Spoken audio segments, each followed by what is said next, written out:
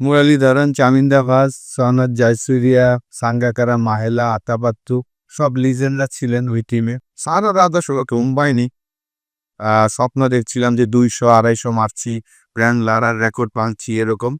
তারপর তো ইতিহাস।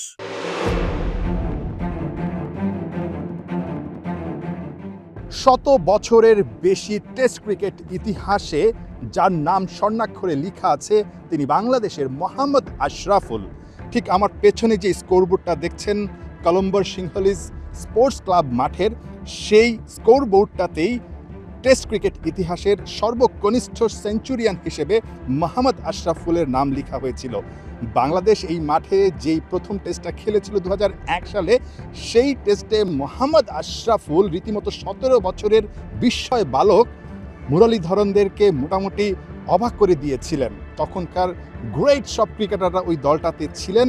মোহাম্মদ আশরাফুল এই পেছনের স্কোর বোর্ডটাতে নিজের নাম লিখেছিলেন, যেই নামটা এখনো পর্যন্ত গত 25 বছরেও কেউ মুছতে পারেনি। বাংলাদেশ সেই মাঠটাতেই শ্রীলঙ্কার বিপক্ষে সিরিজ জয়ের জন্য মাঠে নামবে। নাজমুল শান্তদের জন্য নিঃসন্দেহে মোহাম্মদ আশরাফুলের ওই ইনিংসটা অনেক বেশি অনুপ্রেরণার হবে। সিংহলিজ ক্রিকেট গ্রাউন্ডে দাঁড়িয়ে আছি, একটু কানেক্ট করতে চাই মোহাম্মদ আশরাফুলকে, যিনি এই মুহূর্তে ইংল্যান্ডে আছেন। তার কাছে একটু জানতে চাবো ঠিক এই মাঠে ওই সেঞ্চুরির অভিজ্ঞতাটা বা ওই দিনের আসলে স্মৃতিটা কতটা মধুর ছিল। মোহাম্মদ আশরাফুল, আপনি ইংল্যান্ডে আছেন এই মুহূর্তে, আমার মাধ্যমে হয়তো বা আপনি সেই আপনার প্রিয় ভেন্যুটাকে দেখছেন। মোহাম্মদ আশরাফুল, কেমন লাগছে এবং ওই দিনের কিছু মজার স্মৃতি যদি আমাদের সঙ্গে শেয়ার করেন। থ্যাংক ইউ নায়ন ভাই, আপনার কারণে আসলে আবার ওই স্মৃতিটা মনে পড়লো। 2001 সেপ্টেম্বরে এই মাঠেই আসলে আমার ইয়াংস্টের সেঞ্চুরি করার রেকর্ডটা হয়েছিল।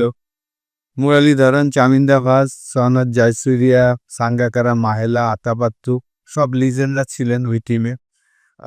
তো ম্যান অফ দ্য ম্যাচ হওয়ার পরে মুরালীধরন, আমরা joint man of the match হয়েছিলাম, তার পুরস্কারটা আমাকে দিয়ে দিয়েছিল।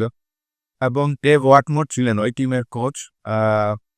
তো সবাই আসলে আলাদাভাবেই, বিশেষ করে যখন ব্যাটিং করছিলাম, সাঙ্গাকারা প্রথম ইনিংসে আমাকে জিজ্ঞাসা করছিল যে তুমি কি টপ স্কোরার হতে চাও কিনা। আমরা 90 রানে অল আউট হয়ে গিয়েছিলাম, আমি 26 করেছিলাম।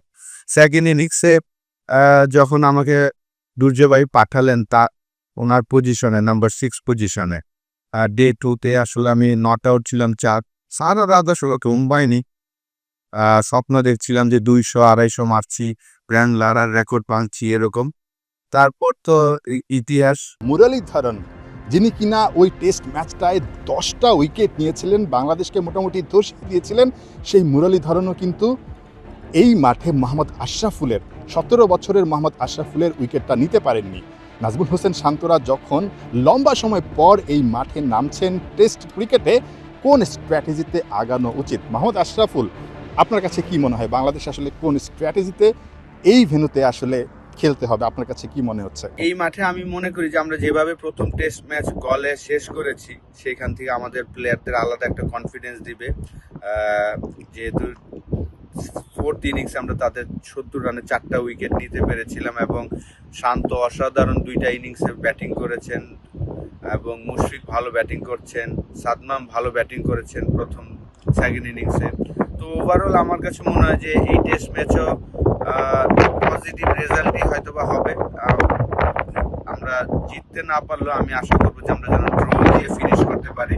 ব্যাটসম্যানরা যদি ভালো খেলে তাহলে এই ম্যাচে পজিটিভ রেজাল্টই আমি আশা করছি। কলম্বো থেকে মোহাম্মদ আশরাফুলের সঙ্গে ইংল্যান্ডে যুক্ত হয়েছিলাম এবং তিনি জানাচ্ছিলেন আসলে এখানকার মধুর স্মৃতির কথা। একই সঙ্গে ঠিক এই মাঠে কোন স্ট্র্যাটেজিতে নাজমুল হোসেন শান্তরা খেললে সাকসেস পেতে পারেন বা সাফল্য পেতে পারেন। এই মাঠটাতেই মুরলীধরন এবং Mohammad Ashraful man of the ম্যাচের পুরস্কারটা শেয়ার করেছিলেন। নিঃসন্দেহে ওই সুখ স্মৃতিটা এই টেস্টেও ফিরে আসবে, অর্থাৎ ভালো কিছু বাংলাদেশ করবে। আরও একটা ইতিহাস হয়তোবা ঠিক আমার পেছনের যেই স্কোরবোর্ডটা আছে, এই সিংহলিজ স্পোর্টস ক্লাবের যেই স্কোরবোর্ডটা আছে, যেখানে কিনা বাংলাদেশ এর আগে 3টা টেস্ট খেলেছে, 2টোতেই ইনিংস পরাজয় মেনে নিয়েছে, এখানে অন্তত একটা ভালো স্মৃতি লিখতে পারবে। নাহিয়ান বিন জাসিম, 71, কলম্বো, শ্রীলঙ্কা।